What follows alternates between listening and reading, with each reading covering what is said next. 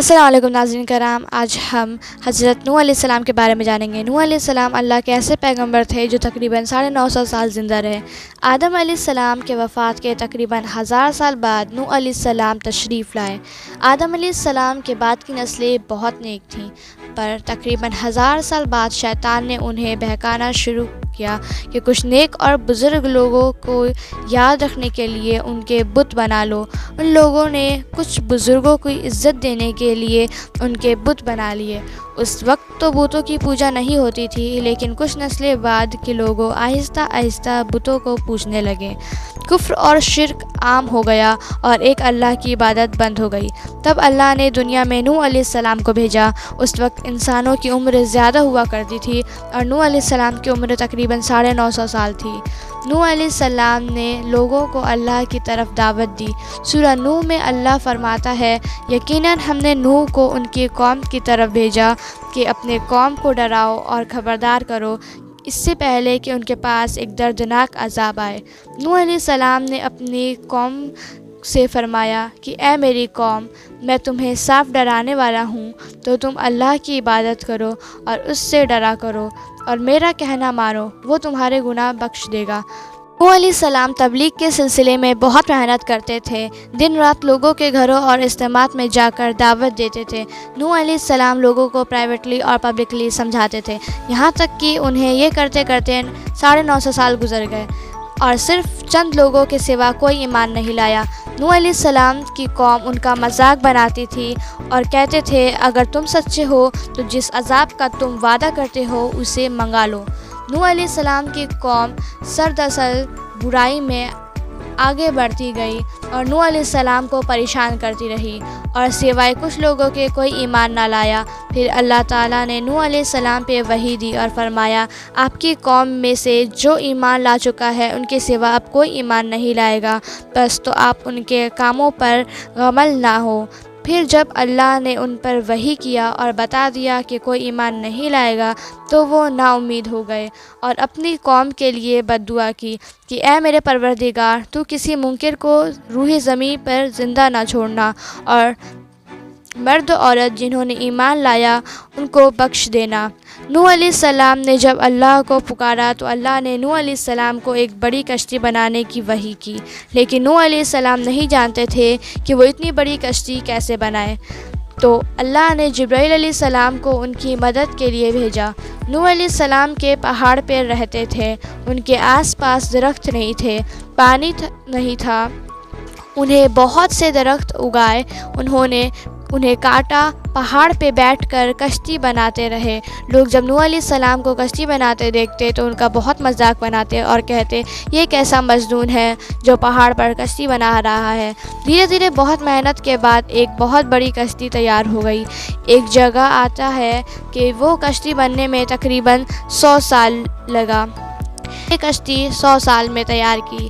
ایک اندازے کے مطابق اس کشتی کی لمبائی تقریباً 1 کلومیٹر اور گہرائی 30 ہاتھ تھی، لیکن یہ کشتی عام کشتی کی طرح نہیں تھی جو اوپر سے کھلی ہوتی ہے، لیکن یہ کشتی اوپر سے بند تھی تاکہ اوپر سے جو پانی برسے وہ انہیں نقصان نہ دے سکے۔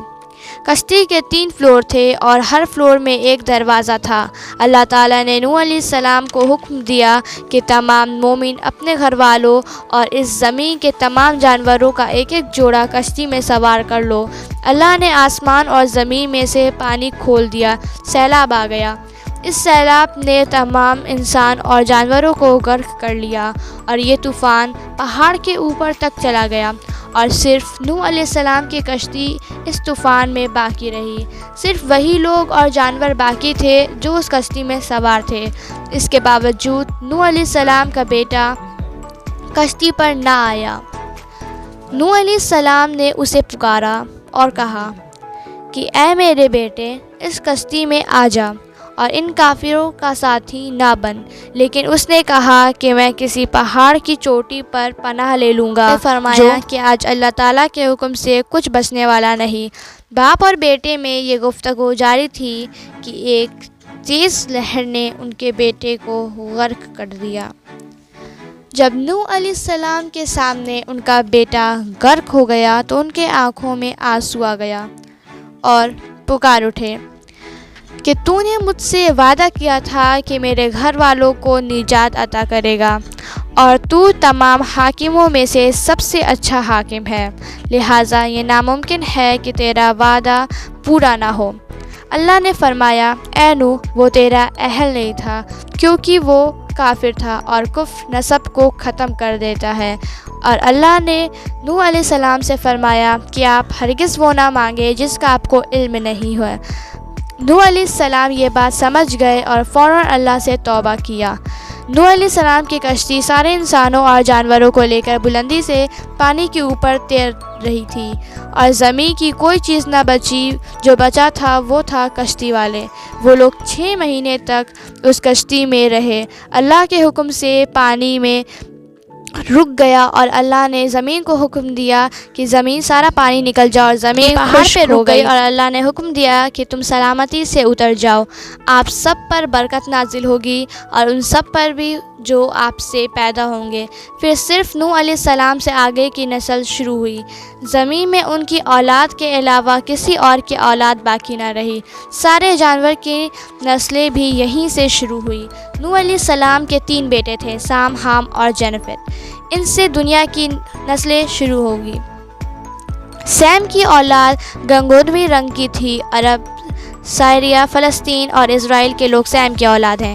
حام کی اولاد کالی رنگت کی تھی، افریقہ، ایمبروجل، آسٹریلیا، انڈیا، ایجپٹ اور سدم، گورے رنگ کے لوگ۔ جنفت کی اولاد ہیں، China, Japan, Korea and Europe. جنفت کی اولاد ہے۔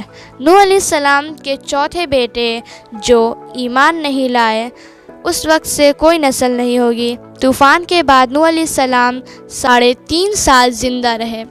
نوح علیہ السلام کی کشتی آج بھی موجود ہے۔